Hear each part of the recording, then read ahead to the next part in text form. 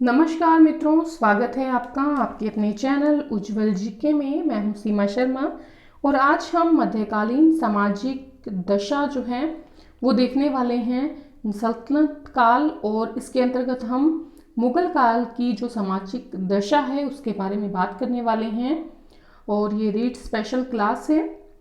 मित्रों, अगर आप चैनल उज्जवल जीके पर नए हैं तो प्लीज़ उज्जवल जी के चैनल को सब्सक्राइब करें, पास के बेल आइकन को प्रेस करें ताकि नई वीडियो की नोटिफिकेशन आपको समय रहते मिलती रहे। और अगर आपको वीडियो पसंद आती है तो लाइक करना न भूलें और अपने एक मित्र में शेयर जरूर करें। तो चलिए पढ़ना शुरू करते हैं। व्याख्या सहित 46 क्वेश्चंस मध्यकालीन सामाजिक दशा की।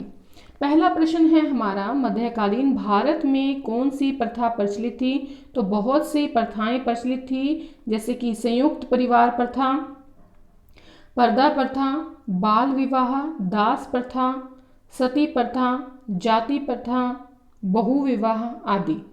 और इसके अलावा जो है बेमेल विवाह हो गए, पैतृक संपत्ति में स्त्री को हिस्सा न मिलना, ठीक है, साथ ही अनुलोम विवाह, प्रतिलोम विवाह, इस प्रकार की जो प्रथाएं थी वो भी प्रचलित थी।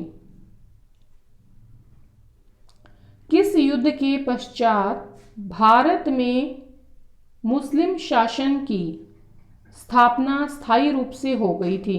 तो देखिए, जब तराइन का द्वितीय युद्ध हुआ था 1192 में, तो उसके बाद जो है वो स्थायी रूप से जो है भारत में मुस्लिम शासन की स्थापना जो है वो हो गई थी। अगर आपको ये दिया जाए तो 12वीं सदी में आप मान सकते हैं कि स्थायी मुस्लिम राज्य की स्थापना हो गई थी। और अगर हम कहें कि अधिकांश क्षेत्रों पर, भारत के अधिकांश क्षेत्रों पर मुस्लिम शासन की स्थापना, तो वो 14वीं शती के पूर्वार्ध तक भारत के अधिकांश क्षेत्रों में मुस्लिम शासन की स्थापना हो गई थी।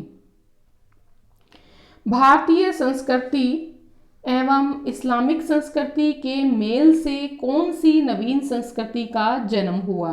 तो देखिए, भारतीय संस्कृति और जब इस्लामिक संस्कृति पास पास आई तो उन दोनों के मेल से जो है वो इंडो इस्लामिक जो संस्कृति है उसका जन्म हुआ था।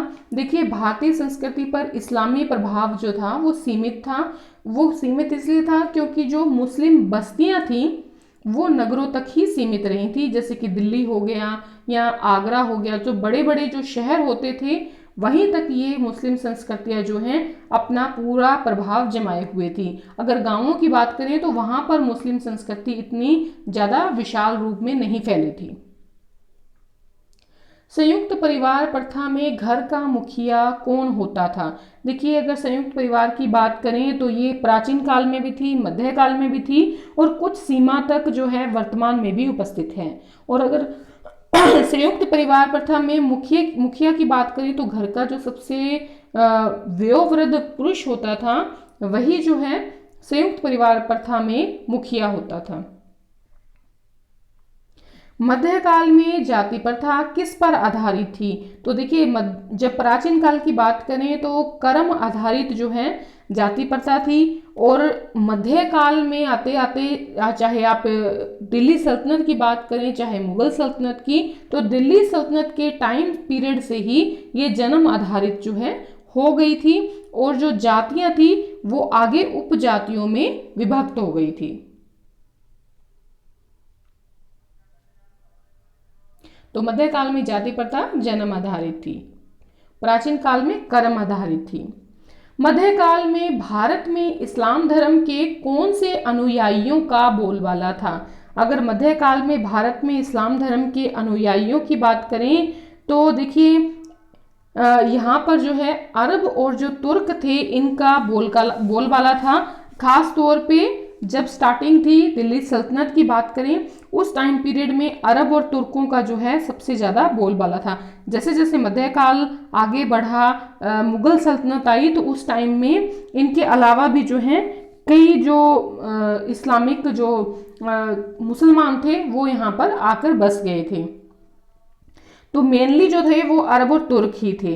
देखिए, इनके आने से भारत में मिश्रित जातियों की जो है संख्या में बढ़ोतरी हो गई थी और जो शूद्र थे या निम्न जातियों की संख्या थी उनमें भी काफी जो है बढ़ोतरी हो गई थी। मध्यकाल में हिंदू समाज में सर्वोच्च स्थान किसे प्राप्त था? तो प्राचीन काल में भी ब्राह्मणों को सर्वोच्च स्थान प्राप्त था और मध्यकाल में भी हिंदू समाज में सर्वोच्च स्थान जो था वो ब्राह्मणों को प्राप्त था। देखिए, ब्राह्मणों को समाज में आर्थिक रूप से, सामाजिक रूप से, धार्मिक रूप से, राजनीतिक रूप से जो है अधिकार प्राप्त थे और अब इस टाइम पीरियड में मध्यकाल में वो कृषि का काम भी करने लगे थे। मध्यकाल में मुस्लिम शासन के दौरान भारत में दासों का आयात कहाँ से किया जाता था?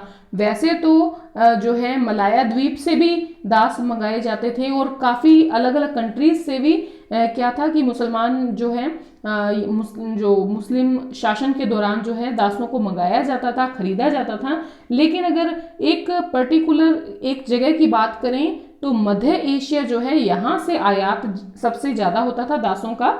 और दास प्रथा देखिए पहले से विद्यमान थी, लेकिन कब से विद्यमान थी? ये तो पहले मुसलमानों के आने से, मध्यकाल शुरू होने से पहले दास प्रथा विद्यमान थी, लेकिन मुस्लिम शासन से ये और ज़्यादा विकसित हो गई थी।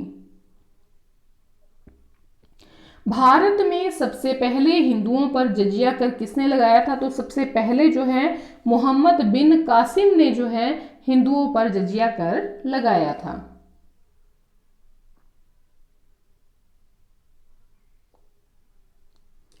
किस सल्तनत कालीन सुल्तान ने दासों के लिए अलग विभाग दीवाने बंदगान की स्थापना की थी?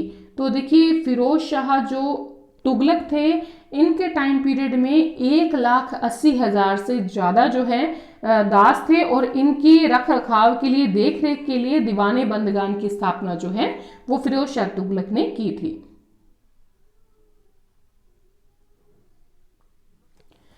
मध्यकाल में निम्न वर्गों ने इस्लाम धर्म स्वीकार करना क्यों स्वीकार किया? क्योंकि समाज में जो व्याप्त रूढ़िवादिता थी, भेदभाव था निम्न जातियों से, तो उससे परेशान होकर सामाजिक समानता के अधिकार को प्राप्त करने के लिए जो है निम्न वर्गों ने या शूद्र वर्ग ने इस्लाम धर्म को स्वीकार किया था। क्योंकि इस्लाम जो है वो अपने उदारवादी और प्रजातंत्रात्मक जो सामाजिक संगठन है उसके लिए विश्व विख्यात रहा है शुरू से। चलो, अब उसके बाद जो है मध्यकाल में भी जब मुगल पीरियड आता है तो उसमें भी ये समानता जो है छिन्न भिन्न हो जाती है, लेकिन शुरुआती दौर से इस्लाम जो है वो अपने उदारवादी और प्रजातंत्रात्मक सामाजिक संगठन के लिए जो है पूरे विश्व में विख्यात था। तो सामाजिक समानता की ये लोग बात करते थे, इसीलिए जो निम्न वर्ग के लोग थे या जो शूद्र वर्ग था वो इनकी ओर आकर्षित हुआ। सती प्रथा का अन्य नाम क्या है? तो सहवर्ण प्रथा जो है वो सती प्रथा का नाम है। अपने पति के साथ जल जाना जो है वो सती होना कहलाता था। उच्च वर्ग के पुरुष द्वारा निम्न वर्ग की कन्या से विवाह करना क्या कहलाता था? तो उच्च वर्ग के पुरुष का निम्न वर्ग की कन्या से विवाह अनुलोम विवाह कहलाता था। ये पहले से चला आ रहा था, लेकिन मध्यकाल में भी ये जारी रहा। देखिए, मध्यकाल में हमें एक उदाहरण मिलता है कि ब्राह्मण कवि था राजेश्वर, और उसने चौहान राजकुमारी अवंती सुंदरी से अनुलोम विवाह किया था। तो ये मध्यकाल में एक हमें अनुलोम विवाह का उदाहरण मिलता है, कवि राजेश्वर का, ब्राह्मण कवि राजेश्वर का और चौहान कुमारी अवंती सुंदरी का। आगे देखिए, राजपूत कालीन समाज में किस विवाह को प्राथमिकता दी जाती थी? राजपूत जो लोग थे वो अपनी जाति में स्वजातीय विवाह पर अधिक जोर देते थे। मतलब राजपूत का राजपूत से ही विवाह होगा, गोत्र अलग अलग होंगे लेकिन जाति जो है वो सेम रहेगी। 8वीं से 12वीं सदी के काल की महत्वपूर्ण घटना कौन सी थी? देखिए, 8वीं से 12वीं सदी का जो टाइम पीरियड था, इसमें सबसे महत्वपूर्ण घटना जो थी वो सामंतवाद की जो प्रथा थी उसका उदय होना और उसका विकास होना था। किस मुस्लिम शासक ने भारत में सर्वप्रथम नहरों का निर्माण करवाया था? तो जो गयासुद्दीन तुगलक थे, इन्होंने जो है मुस्लिम शासन के दौरान जो है सबसे पहले नहरों का निर्माण करवाया था। मित्रों, आगे हम डिटेल में जब हम पढ़ेंगे मध्यकाल में, जब आर्थिक दशा पढ़ेंगे, आपकी सांस्कृतिक दशा पढ़ेंगे, उसके अंतर्गत इनके बारे में भी डिटेल में बात करेंगे। प्रारंभिक मध्यकाल में किस जाति का शासन पर अधिकार होने से वह काल उसी के नाम से जाना गया। तो जो प्रारंभिक मध्यकाल का टाइम पीरियड था, तो राजपूत लोगों का अधिकार था शासन पर अधिकतर जगहों पर, तो राजपूत काल के नाम से इनका समय जो है वो जाना गया। मध्यकाल में जौहर प्रथा क्या थी। देखिए, जौहर प्रथा में क्या होता था कि राजपूत शासकों के युद्ध में हार जाने की आशंका से मध्यकाल में राजपूत स्त्रियां जो होती थीं वो स्वेच्छा से, अपनी इच्छा से ही अग्निकुंड में कूदकर अपने प्राण न्यौछावर कर देती थी। तो एक नहीं, इसमें राजपूत रानियों के साथ जो दासियां थी या दूसरे राजपूत जो सामंत होते थे उनकी पत्नियां भी उनके साथ क्या करती थी, जौहर कर देती थी। सूफीवाद का उद्भव व विकास किसकी देन है। देखिए, सूफीवाद का उद्भव जो है वो इस्लाम की देन है। सूफीवाद ने इस्लाम की रूढ़िवादिता को कम किया, हिंदू मुस्लिम जो समन्वयवाद है उसको बढ़ाने का काम किया सूफीवाद ने। हिंदुओं और मुस्लिमों को पास लाने का काम किसने किया, सूफियों ने किया। भारतीय समाज में बाल विवाह का प्रचलन किसकी देन है। अगर हम भारतीय समाज में बाल विवाह के प्रचलन की बात करें तो जो इस्लामिक शासन है उसके प्रभाव की वजह से बाल विवाह मध्यकाल में शुरू हुआ, क्योंकि जब तुर्क शासक जो है बल प्रयोग करके हिंदू जो लड़कियां होती थी उनसे विवाह कर लेते थे, अपहरण कर लेते थे, जिसकी वजह से पर्दा प्रथा हो गया, बाल विवाह हो गया, सती प्रथा हो गया, जौहर प्रथा हो गया। ये सब जो कुरीतियां हैं भारतीय समाज में दाखिल हुई। जौहर प्रथा तो पहले से विद्यमान थी, लेकिन पर्दा प्रथा, बाल विवाह, सती प्रथा जैसी कुरीतियां जो हैं ये मध्यकाल में इस्लामिक शासन के दौरान आई। सही कथन बताना है, दोनों कथन ही सही हैं। देखिए, वैश्य व शूद्र के सामाजिक स्तर में मध्यकाल में कोई महत्वपूर्ण अंतर नहीं था। प्राचीन काल में इनमें काफी अंतर था, क्योंकि वैश्य व्यापार करते थे, शूद्र सेवा करते थे। लेकिन जब मध्यकाल में जब मुस्लिम शासक आ गए तो उस टाइम पीरियड में इन दोनों के सामाजिक स्तर में ज्यादा अंतर नहीं रहा। शूद्र भी व्यापार करने लग गए थे और शूद्र को वेद अध्ययन और धर्म का अनुकरण का अधिकार यहाँ पर प्राप्त नहीं था। ठीक है, और इसके साथ ही मुस्लिम समाज में हिंदू धर्म के प्रभाव से जाति प्रथा ने जो है वो भी प्रवेश किया। मतलब जाति प्रथा जो थी वो हिंदू धर्म के प्रभाव की वजह से मुस्लिम समाज में भी दाखिल हो गई। मुस्लिमों में भी अब जातियां जो हैं शुरू हो गई, जातियों की शुरुआत हो गई और हिंदू धर्म में उपजातियों की शुरुआत हो गई।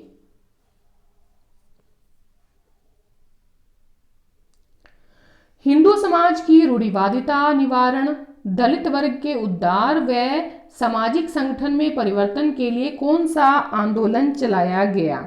तो हिंदू समाज की रूढ़िवादिता को खत्म करने के लिए, दलितों के उद्धार के लिए, सामाजिक संगठन को चेंज करने के लिए जो भक्ति आंदोलन है इसकी शुरुआत हुई थी। और इसके जो प्रमुख संत थे वो थे कबीर, गुरु नानक, रामानंद, चैतन्य, दादू और भी बहुत से संत थे। पर मुख्य रूप से इन संतों ने क्या किया, भक्ति आंदोलन को आगे बढ़ाया। मुगल काल में मुस्लिम समाज में कौन से मुसलमान थे। सबसे पहले हमने अभी बात की थी अरब और तुर्क थे, लेकिन इसके अलावा जो है जब मुगल काल का प्रभाव बढ़ गया, कहने का मतलब है वो बात थी सल्तनत काल की। सल्तनत काल में अरब और तुर्क ज्यादा थे। जब मुगल काल आया तो उस टाइम पीरियड में तुरानी, ईरानी, अफगानी, उज्बेक और जो दलित से या शूद्र से जो मुसलमान बने थे या निम्न जातियों से जो मुसलमान बने थे, यानी कि भारतीय मुसलमान जो हैं वो भी इनकी श्रेणी में आ गए। तो मुगल काल में मुस्लिम समाज में ये सभी थे और इन सब वर्गों में क्या था, आपस में कोई प्रेम भाव नहीं था। आपस में वैमनस्य जो है 24 घंटे रहता था। मतलब सभी जो थे एक दूसरे की खींचातानी में लगे रहते थे और भारतीय मुसलमान इसमें सबसे ज्यादा निम्न माने जाते थे, क्योंकि वो निम्न जातियों से मुसलमान बने थे। किस शासक के काल में सिया व सुन्नी मतभेद अपनी पराकाष्ठा पर पहुंच गया था। तो सिया और सुन्नी का मतभेद जो था वो जो आपके मुगल शासक हैं औरंगजेब, इनके समय में हो गया था, क्योंकि औरंगजेब जो हैं वो सुन्नी जो थे मुसलमान उनको ज़्यादा जो है तवज्जो देते थे, और शिया और सुन्नी जो है इनका मतभेद इस टाइम पीरियड में अपनी पराकाष्ठा पर पहुंच गया था। इस प्रकार मुस्लिम समाज में भी क्या था, जातिगत जो भेदभाव है वो प्रबल हो गया था। सामाजिक जो समानता थी वो भी धीरे धीरे खत्म होने लग गई थी। मध्यकालीन भारतीय मुस्लिमों में कितने वर्ग थे? देखिए, दो बात आती है। एक तो मध्यकालीन मुस्लिम समाज में कितने वर्ग थे, तो वहां पर दो वर्ग होंगे, विदेशी और भारतीय मुसलमान। और अगर हम मध्यकालीन मुस्लिम जो भारतीय मुस्लिम समाज की अगर बात करें, भारतीय मुस्लिमों के वर्ग की बात करें, तो देखिए 3 वर्ग थे। पहला था शासक वर्ग, दूसरा था अभिजात वर्ग, तीसरा था साधारण वर्ग। देखिए, पहला जो था वो शासक वर्ग, जिसमें जैसे मुगल शासक आ गए या सल्तनत कालीन शासक हो गए, ये विलास प्रिय होते थे और ये अधिक सभ्य और संस्कृति के प्रेमी होते थे। दूसरे नंबर पर जब जो अभिजात वर्ग हैं, ये उनके अधीन थे शासकों के, ये तुर्क अमीर थे या सर्वोच्च थे या विशेषाधिकार इनको मिला हुआ था। इनके अंतर्गत राजकुमार आते थे, उलेमा वर्ग आ गया, काजी वर्ग आ गया। तो ये भी क्या थे, ये भी विलासप्रिय थे, अभिजात वर्ग भी। उसके बाद तीसरा वर्ग जो है वो है आपके साधारण वर्ग। ये जो है नगरों में रहते थे साधारण वर्ग के लोग। ये जैसे व्यापारी हो गए, शर्राफ हो गए, शाह हो गए, तुज्जर हो गए, कारीगर हो गए या गुलाम हो गए, या साधारण पेशेवर जो लोग थे वो इस साधारण वर्ग के अंतर्गत आते थे। मध्यकालीन मुस्लिम समाज में कितने वर्ग थे? तो देखिए, मध्यकालीन मुस्लिम समाज में 2 वर्ग थे। एक वर्ग था विदेशी मुसलमानों का और एक था भारतीय मुसलमानों का। देखिए, जो विदेशी मुसलमान होते थे ये विशेषाधिकार प्राप्त होते थे और इनको बड़ी बड़ी जागीरें भी मिली हुई थी, जैसे कि तुर्क हो गए, अरब हो गए, ईरानी हो गए, अबीसीनियन हो गए, अफगानी हो गए। और जबकि जो भारतीय मुसलमान थे ये निम्न स्तर के थे, क्योंकि ये हिंदू से मुसलमान बने थे। तो 2 वर्ग थे और दोनों में कट्टरता जो है विद्यमान थी। फिरोज शाह तुगलक के समय दासों की संख्या कितनी थी? तो देखिए, मैंने पहले बात की कि फिरोज शाह के समय जो है, फिरोज तुगलक के समय 1,80,000 के लगभग जो है दासों की संख्या बढ़ गई थी। इसलिए उसने क्या किया था, दीवाने बंदगान गठित किया था, यानी कि दास विभाग की स्थापना की थी। देखिए, जिसके पास जितने दास ज्यादा होते थे वो प्रतिष्ठित समझा जाता था। दूसरे देशों के शासकों को भी जो है दास जो है भेंट किए जाते थे, और जो पराजित भारतीय प्रजा होती थी वो भी क्या किया जाता था, उनको भी कई बार जो है दास बना लिया जाता था। दास प्रथा के संबंध में सही कथन बताइए। तो देखिए, समाज में सबसे निम्न स्थान दासों का था, बिल्कुल सही है। दासों की संख्या को प्रतिष्ठा व व्यक्तिगत संपत्ति का प्रतीक माना जाता था, बिल्कुल सही है। जिसके पास संख्या ज्यादा होती थी वो या उसको क्या माना जाता था, उसको अधिक शक्तिशाली समझा जाता था। दास प्रथा भारतीय समाज में इस्लाम के प्रवेश के पहले से विद्यमान थी, बिल्कुल थी, ये पहले से विद्यमान थी। भारतीय जो राज्य रजवाड़े होते थे उनके पास भी दास जो हैं वो मौजूद होते थे। मध्यकालीन भारत में गुलामों को कितने भागों में बांटा गया था? देखिए, मध्यकालीन जो भारत में 2 प्रकार के जो है गुलाम माने गए। एक तो जिन्हें खुले गुलाम बाजार से खरीदा गया था, गुलामों के बाजार होते थे, वहां पर खुले रूप में बोलियां लगती थी, वहां से जिन्हें खरीदा जाता था। और वे जो पहले ही युद्धबंदी होते थे और बाद में उन्हें क्या बना लिया जाता था, गुलाम बना लिया जाता था। देखिए, महिला गुलामों के भी 2 समूह होते थे। एक तो घरेलू पदार्थों के रूप में होते थे और दूसरा मनोरंजन और भोग विलास के लिए गुलाम होती थी। तो 2 प्रकार की महिला गुलाम होती थी। 13वीं शताब्दी में कौन सा प्रांत गुलामों का प्रमुख केंद्र था? तो बंगाल जो है, यहाँ पर बहुत ज्यादा जो है गुलाम रखे जाते थे। भारत में गुलामों के प्रति अच्छा और मानवीय व्यवहार किया जाता था, लेकिन उनकी संपत्ति पर गुलाम के जो मालिक होते थे उनका अधिकार होता था। मुस्लिमों में मकतब में बच्चे को भेजना क्या कहलाता था, क्या कहलाता है? तो मकतब में यानी कि शिक्षा के लिए बच्चे को भेजना, विद्या आरंभ करवानी, वो मुस्लिमों में कहलाता है बिस्मिल्लाह खानी। देखिए, ये 4 साल 4 महीने और 4 दिन के बाद होता है। जब बच्चा 4 साल 4 महीने और 4 दिन का हो जाता है तब बिस्मिल्लाह खानी जो है समारोह आयोजित किया जाता है, तो और बच्चे को विद्या आरंभ जो है करवाई जाती है, मकतब में भेजा जाता है। मुसलमानों की अफीक व बिस्मिल्लाह के रिवाज हिंदुओं के किन रिवाजों के प्रतिरूप हैं?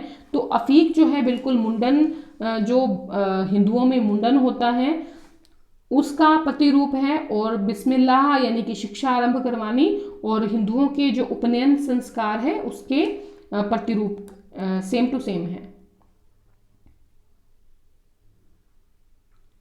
समाज में किन दासों की स्थिति अच्छी थी? तो जो मुस्लिम दास होते थे उनकी स्थिति अच्छी होती थी बजाय कि हिंदू दासों की।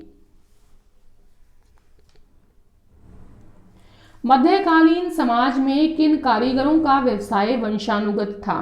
तो देखिए सभी जो कारीगर थे लगभग जो प्राचीन काल या जो पहले से पूर्व मध्यकाल के टाइम पीरियड से थे, जिनके माता पिता दादा दादी, तो वो जो है सभी वंशानुगत थे। जैसे कि जुलाहे हैं, लुहार हैं, बढ़ईगिरी का काम है, कुम्हार हैं, चमार हैं, दर्जी हैं, ये सब जो हैं ये सब के सब जो हैं ये वंशानुगत काम करते थे। मध्यकाल के समय चरखे का प्रयोग आरंभ हुआ। दिल्ली सल्तनत के टाइम पीरियड में चरखे का जो है प्रारंभ हुआ। ये कौन इतिहासकार बताते हैं? तो इसामी जो हैं वो बताते हैं अपनी फुतुह उस सलातीन में कि चरखे का प्रयोग जो है मध्यकाल में शुरू हो गया था। इस किताब में इन्होंने फुतुह उस सलातीन में लिखा है, ये दिल्ली सल्तनत के टाइम पीरियड में चरखे का प्रयोग शुरू हुआ था। चरखा व धुनिया की कमान निश्चित रूप से भारत के बाहर से भारत में संभवतः 13वीं व 14वीं शती में आई। ये कौन सा इतिहासकार बताता है?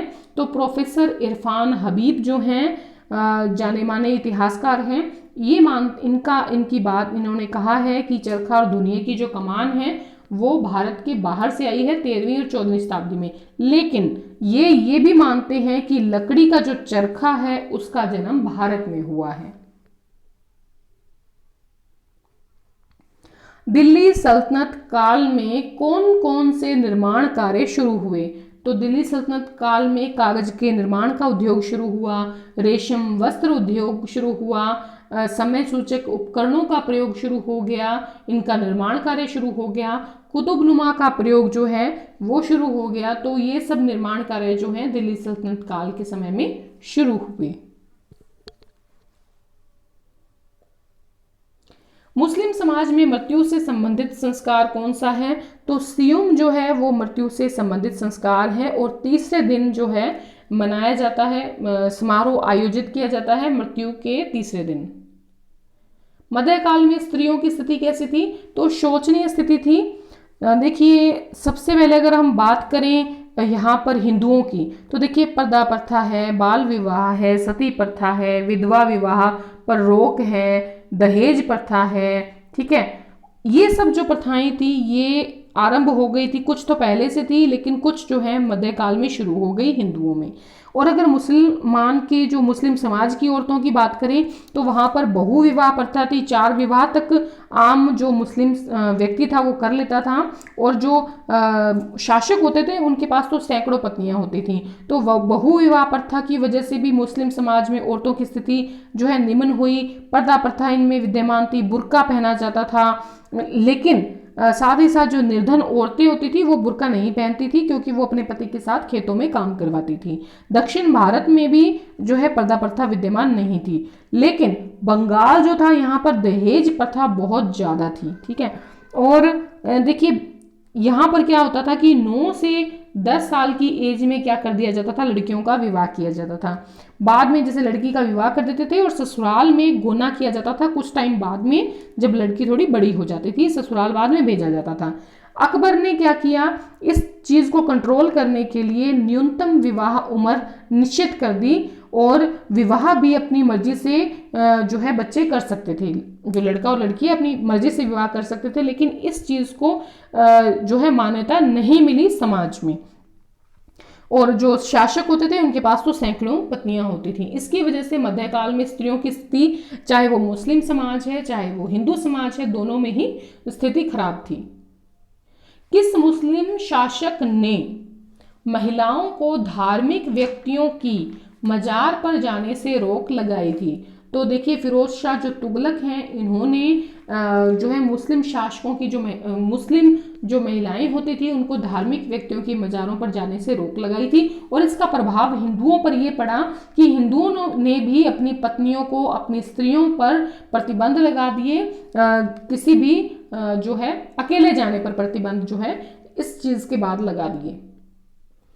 मध्यकाल में किसानों के आम वर्ग को क्या कहा जाता था?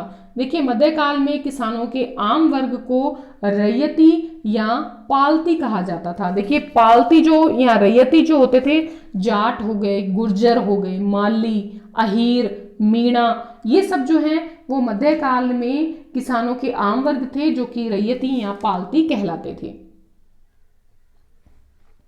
मुगल काल में कौन सी यूरोपियन विदेशी शक्ति के पास भारत में गुलाम अधिक थे? तो देखिए भारत में जब मुगल काल की टाइम पीरियड में आपको पता है यूरोपियन शक्तियां आ गई थी, अंग्रेज आ गए थे, पुर्तगाली आ गए थे, डच आ गए थे, डेनिश आ गए थे, फ्रांसीसी आ गए थे। तो पुर्तगाली जो थे इनके पास सबसे ज़्यादा गुलाम हुआ करते थे। और जो गोवा था जो वो गुलामों का सबसे बड़ा बाजार था। देखिए पूर्वी अफ्रीका से गुलामों का आयात बड़े पैमाने पर होता था। और भारतीय जो दास थे या तो वो वंशानुगत होते थे या फिर युद्धबंदी या फिर विद्रोही या फिर माल गुजारी न देने वाले होते थे। अकबर ने क्या किया, लोगों द्वारा बेचे हुए जो बच्चे थे उनको वापस खरीदने और जो जबरन मुसलमान बनाए गए थे लोग, उनको फिर से अपना धर्म अपनाने के लिए छूट दे दी थी। मुगल कालीन किस शासक ने युद्ध बंदियों को गुलाम या मुसलमान बनाने पर रोक लगा दी थी? तो अकबर जो थे इन्होंने युद्ध बंदियों को गुलाम और मुसलमान बनाने पर रोक लगा दी थी। अनुगमन या सहगमन प्रथा कहाँ अधिक प्रचलित थी? तो देखिए ये राजस्थान में, राजपूतों में और समाज के जो उच्च वर्ग थे उसमें ये प्रचलित थी। अनुगमन सहगमन होता क्या है? देखिए यदि पति की मृत्यु कहीं दूर हो गई है तो देखिए पास में हो गई है मृत्यु, फिर तो सती हो जाती थी पति की चिता के साथ ही, वो तो सती होना कहलाता था या सहवरण कहलाता था। लेकिन अगर पति की मृत्यु कहीं दूर हो गई है तो उसकी जो पत्नी होती थी, विधवा पत्नी, वो क्या करती थी, अग्नि में जल जाती थी उसकी हड्डियों के साथ या किसी एक हड्डी के साथ। अगर उसकी हड्डियां उपलब्ध नहीं होती थी उसके पति की तो मृत पति का पुतला जो है वो बनाया जाता था और विधवा जो है उस पुतले के साथ जो है जल जाती थी। मिलान करना है। देखिए हुमायूं जो थे उन्होंने अधिक उम्र की विधवाओं के सती होने पर रोक लगा दी थी। जो काफ़ी उम्र की औरतें होती थी, विधवा हो जाती थी, उन पर सती होने पर रोक लगा दी थी। लेकिन कुछ कारणों की वजह से थोड़े टाइम बाद ही हुमायूं को ये अपना आदेश वापस लेना पड़ा। अकबर, देखिए अकबर जो है इन्होंने विधवा को बिना उसकी इच्छा के जबरदस्ती सती होने पर रोक लगा दी थी कि अगर विधवा नहीं चाहती तो उसकी इच्छा के विरुद्ध उसे सती न किया जाए। जहांगीर, देखिए कम उम्र की जो विधवाएं थी उनको सती होने पर प्रतिबंध लगा दिया गया था। पर ये जो जहांगीर ने कम उम्र की विधवाओं के सती होने पर प्रतिबंध लगाया था, ये सब जो था ये मुसलमानों ने इसलिए किया था, मुस्लिम शासकों ने, ताकि औरतों को क्या बनाया जा सके, उनके हरम में डाला जा सके या उनकी पत्नियां बनाया जा सके, ताकि जो विधवाएं हैं उनका पुनर्विवाह करके और फिर जो है मुस्लिम जो है शासक वो अपने हरम में रख सकें। तो ये सारी चीजें जो हैं उसके लिए थी। भक्ति आंदोलन में 18वीं सदी की कवयित्री दया बाई आएगा यहाँ पर, ठीक है, दया बाई की पुस्तकों के नाम लिखिए। तो दया बाई जो है काफ़ी फेमस कवियत्री थी 18वीं सदी की। उन्होंने दया बोध और विनय मालिका लिखी थी जो आज भी जो है पढ़ी जाती हैं, बहुत ही फेमस हैं, दया बोध और विनय मालिका। इसके साथ ही दया बाई के साथ एक और कवियत्री भी 18वीं सदी की काफ़ी फेमस हैं जिनका नाम था सहजो बाई। तो मित्रों इस प्रकार से ये भी कवियत्री थी 18वीं सदी की। तो इस प्रकार से आज की वीडियो आशा है आपको पसंद आई होगी और व्याख्या भी समझ में आई होगी। अगर आपको वीडियो अच्छी लगी है तो प्लीज़ लाइक करें और अपने एक मित्र में शेयर जरूर करें। धन्यवाद।